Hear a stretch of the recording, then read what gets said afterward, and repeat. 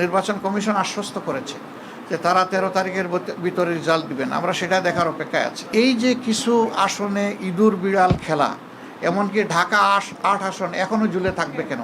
বেশ কিছু আসনে আমাদের জানা মতো আমরা এগিয়ে আছি এবং গণনাও কমপ্লিট, কিন্তু স্থানীয়ভাবে যারা রিটার্নিং অফিসার আছেন তারা ঘোষণা দিচ্ছেন না, ঝুলিয়ে রেখেছেন। তা আমরা বুঝতে পারছি না এটা কেন। মাঝখানে আবার ওয়েবসাইটে হঠাৎ করে দেখা গেল যে কে কতটা আসন পেয়েছে সেইটা দেওয়া হলো, মাঝখান থেকে উদাও হয়ে গেল, আবার নাই। আমাদের লোকদেরকে বসিয়ে রাখা হলো দীর্ঘ সময়। এই একটু আগে ওনারা একদম প্রথম পর্যায়ে 10টা 12টা কেন্দ্রের যে ফলাফল সেগুলা ঘোষণা করা শুরু করেছে, সেটা আবার বেসরকারি। তা আমরা সব মিলেই এখন আপনাদের সামনে পূর্ণাঙ্গ কোনো বক্তব্য দিতে পারছি না বলে আমরা দুঃখিত। আমরা দিব ইনশাল্লাহ, আমরা আবার বসবো, আমাদের মধ্যে আমরা এগুলা নিয়ে বিশ্লেষণ করব। আমাদেরও কোনো ত্রুটি ঘাটতি থাকে সেটাও আমরা দেখব। আবার যদি সামগ্রিক কোনো বড় ত্রুটি ঘাটতি হয় তাকে সেটাও আমরা আনবো। আমরা আগেই বলেছি ছোটোখাটো কোনো বিষয় নিয়ে আমরা টানাটানি করব না, এবং পুরানা রাজনীতির সংস্কৃতিতে আমরা ফিরে যেতে চাই না। আমরা ইতিবাচক ধারার রাজনীতি করতে চাই। রাজনীতি যদি দেশের মানুষের জন্য হয় তাহলে যারা রাজনীতি করবেন তাদেরকে এই কথা মেনে নিতে হবে যে পাশ করার গ্যারান্টি নিয়ে কোনো নির্বাচনও হয় না, কোনো রাজনীতি হয় না। আপনি যাবেন মানুষের কাছে আপনার বক্তব্য নিয়ে, মানুষ যেভাবে গ্রহণ করবে, যতটুকু গ্রহণ করবে তাকে আপনার অভিনন্দন জানানো উচিত। আমরা দেশবাসীকে যতটুকুই তারা আমাদেরকে সহযোগিতা করেছেন এর জন্য আমরা গভীর কৃতজ্ঞতা এবং অভিনন্দন জানাই।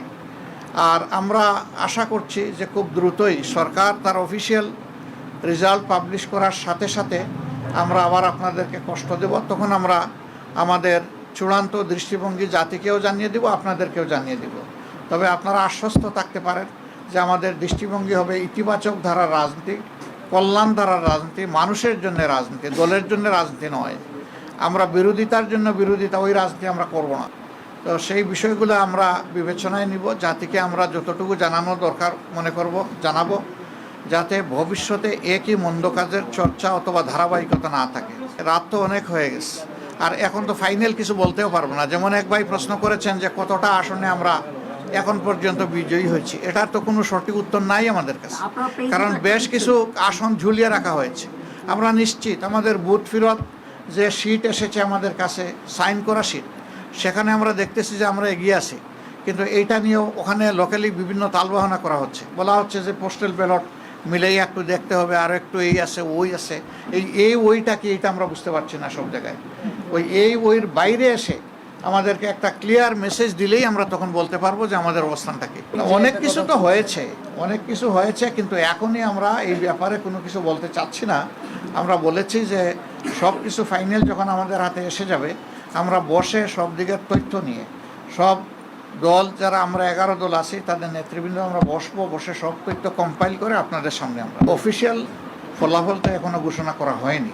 এখন রিটার্নিং অফিসাররা যেটা করতেছেন এটা কিন্তু অফিসিয়াল না, অফিসিয়াল হবে যখন গেজেট আকারে প্রকাশ হবে। এখন যেটা এটা জাস্ট নন অফিসিয়াল প্রাইমারি রেজাল্ট, কিন্তু এটাই শেষ পর্যন্ত অফিসিয়াল হয়।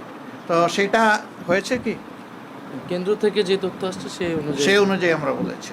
লাভ লসের ব্যাপার না, আমরা তো সত্যটা তুলে ধরবো, এবং তখন ওনাদের ফল ঘোষণাই কিন্তু চূড়ান্ত হবে না, তখন আমাদেরকে অন্য দায়িত্ব আমাদের উপর পড়ে যাবে, ওইটা আমাদেরকে করতে হবে। তো আমরা চাই না এটা, আমরা চাই জনগণের রায়ে যেটাই হোক এটা যেন সঠিকভাবে আমাদের সামনে আসে। ঘোষণা দিয়ে দিলে তো না, আমরা তো তাদের সাথে যোগাযোগ রাখছি, সংশ্লিষ্ট লেভেলে রিটার্নিং অফিসার যারা ওখানে আমাদের লোকরা বসা আছে, যে আপনি রেজাল্ট দিবেন না কেন, রেজাল্টের শিট আপনার হাতে এসে গেছে, আপনি কেন এটা পেন্ডিং রাখবেন?